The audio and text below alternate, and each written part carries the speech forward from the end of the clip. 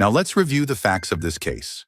If you are a law student, lawyer, or legal professional, click below for the complete case video, including the review of the parties, procedural posture and history, case issue, court holding and rulings, policy established, case key terms, and much more.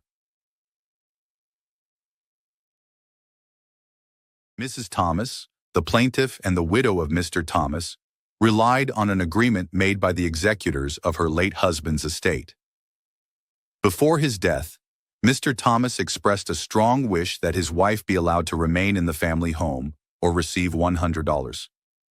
Honoring that wish, the executors, initially 2 in number, arranged that Mrs. Thomas could occupy the house for life or until remarriage, provided she paid a nominal rent of £1 per year and kept the house in good repair.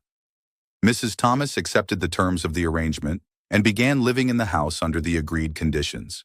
She fulfilled her responsibilities by paying the annual rent and maintaining the property. For some time, the agreement remained undisputed and was treated as valid by all parties.